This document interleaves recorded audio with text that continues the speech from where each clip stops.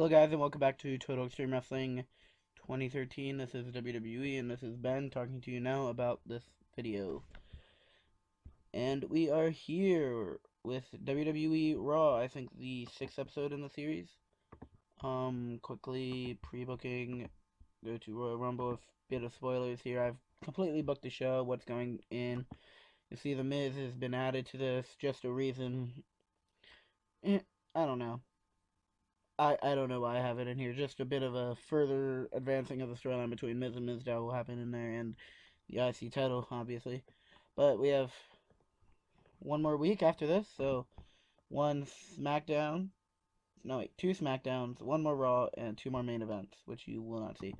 We are, to take a page out of Silly Tuck book, live in the New Jersey Izod Center in East Rutherford, New Jersey. We have 3 pre-show matches and 15 segments. So let's get on with the show. The first match we have 3 debutees. Well, WWE main roster debutees at least. Debuters, whatever you want to call it. And about that have solid in action but non-existent crowd heat. Finn Balor and the Young Bucks. Mark Montoya, Matt Jackson, and Rick Montoya, Nick Jackson, defeated R-Truth and Los Matadores in 9:43 when Finn Balor defeated Fernando by pinfall of Bloody Sunday. Balor was actually a heel when he got called up, so yeah, try and work these guys up because they're both openers and enhancement talents. So try and work them up.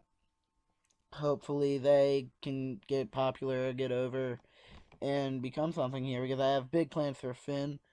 Hint, it involves King of the Ring.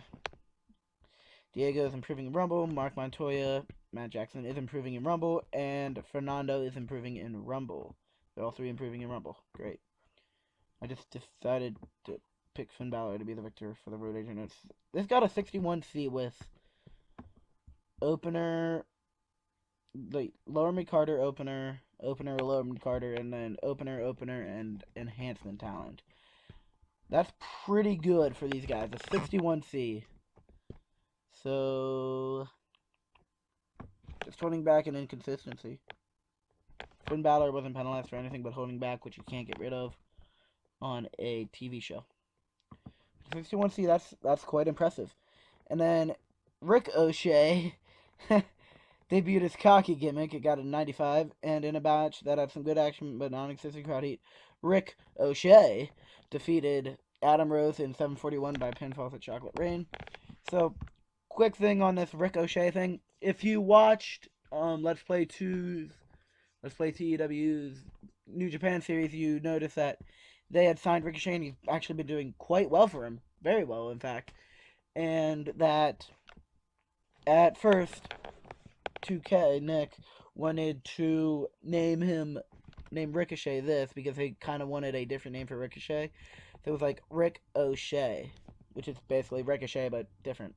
I mean, the O'Shea doesn't really work because that's more of an Irish thing, but it was just too funny for me not to use, so there you go, guys. And Rick OShea is improving in performance skills. Only holding back, inconsistency and holding back. This was a 62, which was lower mid-carder and opener. So we're getting some pretty good matches out of these guys. And then Drew McIntyre has returned. He has debuted as arrogant gimmick. It's only gotten a 77. The match that had some good action but non-existent crowd heat. Drew McIntyre defeated Darren Young in 7:43 by pinfall to Future Shock. Darren is improving in technical. Decided to bring Drew McIntyre back. Got big plans for him just because I like the guy. I mean, seeing his sick kick in the WWE, or whatever it's called, just looked fantastic. His Future Shock DDT looks fantastic. Big plans for him, if he can get over. And then we start off the Raw with a 100A+ segment. And John Cena comes down to the ring. He takes the microphone, talks about the Authority, talks about how he'll beat Brock Lesnar in 2 weeks at the Royal Rumble and become a 16-time World Heavyweight Champion. 16-time World Champion, tying Ric Flair. The Nature Boy. And then Paul Heyman says, like, No. I'm the best manager in the world at this moment. I manage the Beast Incarnate, the reigning, defending WWE Heavyweight Champion of the World. Okay, I kind of got a little bit of Road Dogg in there, but yeah, sorry about that. But Paul Heyman manages the Beast Incarnate, Brock Lesnar. They have a big argument going back and forth on the microphone before they don't agree to face each other later on in the singles match. Good gimmick, high morale, good gimmick, high momentum, fantastic. 100 A-star. And then 75 B minus, alright. Dolph Ziggler and Bad News Barrett have zero chemistry.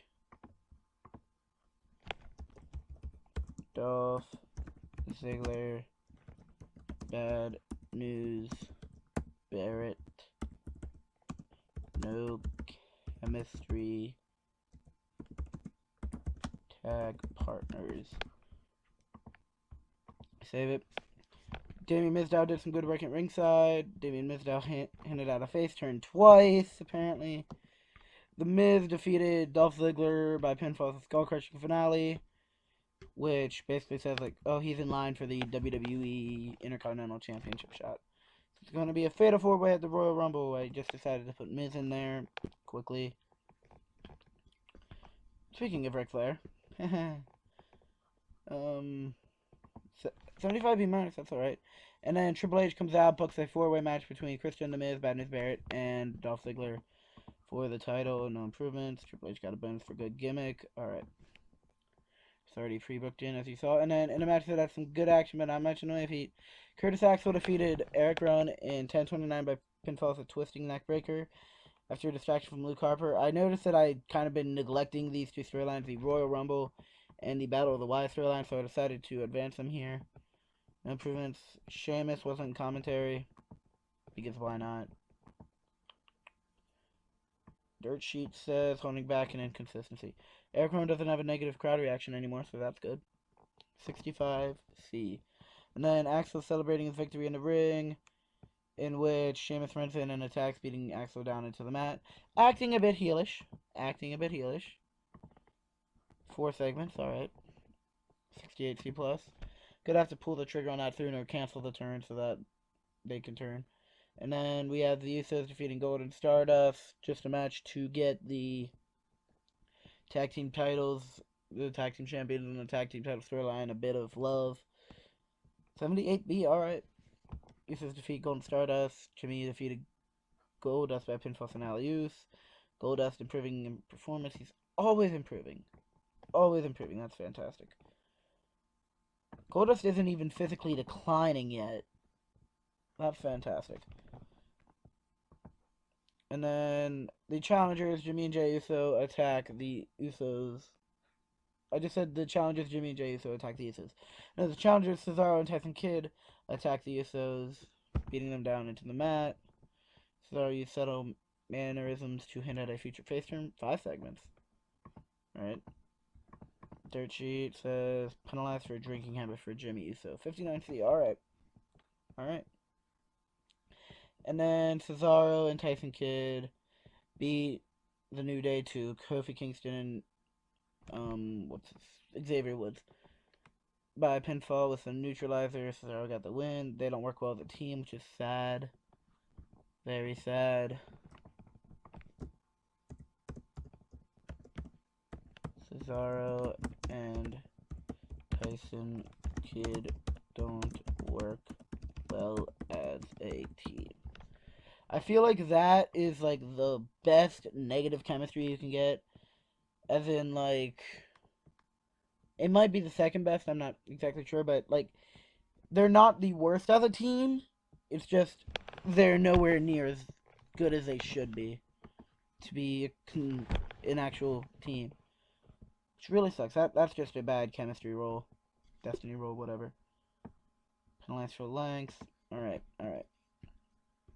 And then in a match that had some good action, but not much in the way of heat, Ted DiBiase defeated Big E by pinfall at Dream Street, trying to get Big E some, well, not Big E some momentum, but Ted DiBiase some momentum, maybe get him a bit more over, get him to a mid-carder at this point. Holding back slightly, and Big E didn't want to lose, so he had to be kept strong. 66C+. And then, in about the future, great action and good crowd, Roman Reigns defeated Kane in 1820 by pinfall with a spear. Holding back, stamina, holding back, inconsistency, chemistry, motivation. That's probably he likes working with people bigger than him, which is a problem. And declining physical ability, 77B. And then the announcers put over the fact that we'll be seeing Dean Ambrose take on Seth Rollins, as the graphic is shown. The match happens right now, and about to feature great action and a good crowd. Dean Ambrose defeated Seth Rollins in 1817 when Seth Rollins was disqualified when Bray Wyatt ran in and attacked Dean Ambrose. Definitely lack of psychology. That's not true at all. They both have pretty good psychology. They can perform a match pretty well. They have great chemistry, though. Should have already known that, but in case we forget, Dean and Seth, great chemistry opponents. Save that. And improvements. Holding back slightly, inconsistency, chemistry, motivation. Probably they're being pushed. I can't think of anything other than that. Maybe he doesn't like working with people smaller. I think Seth is a lightweight and Dean is probably a middleweight. Hopefully that's that. Lack of psychology. Yes, and then they put over the fact that we're seeing John Cena take on Bray Wyatt, in which gets a 91A. That's fantastic. Bray Wyatt defeats John Cena with a Sister Abigail following interference from the Big Show. So the Big Show hits a KO punch on John Cena, and John Cena goes right into the Sister Abigail, which Bray finishes him off with. No improvements. Great match, a 91A. Fantastic way to end it off. And in a good way as well, 89A. Bray Wyatt and Seth Rollins have to be held apart from John Cena and Dean Ambrose by security, but continue to brawl regardless. Basically, Dean came out, Seth also came out, they were fighting. Big whole clusterfuck of wrestlers. Basically what Raw is now. 89A, so that's fantastic. And then our show gets an 89A. Look at that. Increased our popularity in 38 regions, and I will see you guys at the main screen. Hello guys, welcome back. And we are here on the main screen, and we only beat them out by 5 points. We got an 89A, yeah. WNC gets Mojo. Ryan Howe OVW shoot. Skid marks. Seemingly happy despite the setback. Alright.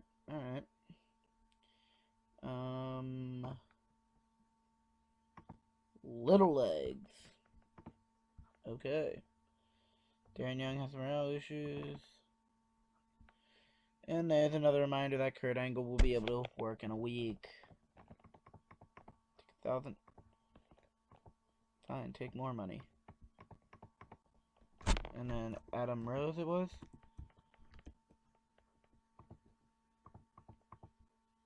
Okay. Be happy. Because I'm happy. SmackDown. I had already deleted it. I didn't mean to delete it, but we got a decent rating. And then Raw went up to an 8.37. That's fantastic. See if I can look at SmackDown on Sci-Fi. We got 5.45 2 shows ago and a 5.50 on the last show. So, Kurt Angle, he is 46. He has a 1-year contract that doesn't begin for another 7 days. He'll obviously be a main eventer. He's mainly here to put Rusev over. Oh, why did I say that? That's the spoiler, guys. I mean, he's not going to lose to Rusev, but he'll be the guy to break Rusev's streak. But he's hopefully gonna make Rusev look strong, look really good, and hopefully get his popularity up, because that would be fantastic. Anyways, create a meeting here. Daniel Bryan's back. Yes, yes, yes, yes. But I'm doing what they should have done if they wanted to not have that backlash at the Royal Rumble and not have Daniel Bryan be in the actual Royal Rumble. Also, we have CM Punk.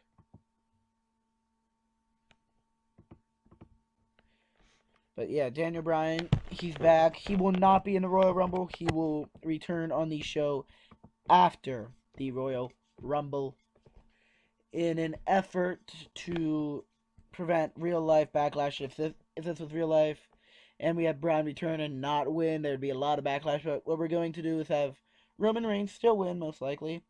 And then Bryan comes back saying, I never got my shot.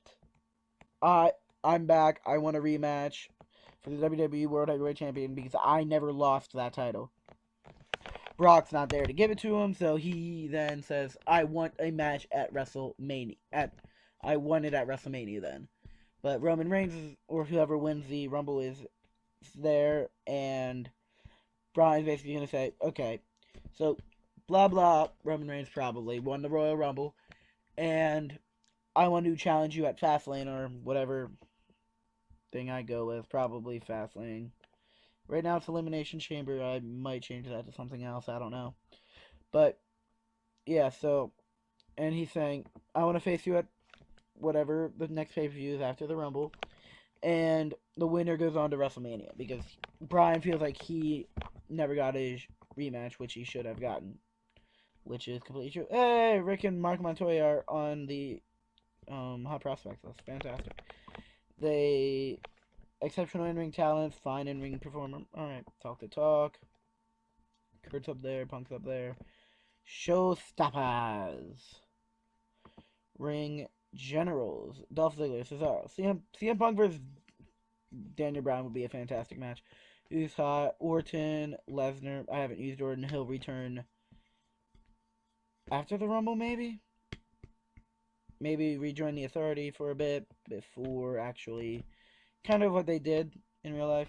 Lesnar is there. Undertaker's there. Bryan's there. These are who's hot, who's not hot. Miz Dow, need to get him back up. Layla, Natty, Darren Young, Eric Rowan, Time to Climb, Kane, Sting, The Undertaker, Christian. That's actually good that I only have 4 people up there and 2 people that I'm using at the regular amount so far. And any hidden gems?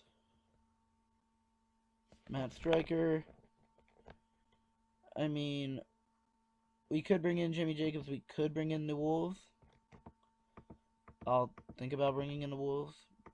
Probably end up doing it. Because we need a better tag division. Anyways, guys, that's going to be it for the episode. Thank you all for watching. Hope you all enjoyed. Please leave a like, comment, and subscribe. And you'll see me in the next episode. Bye.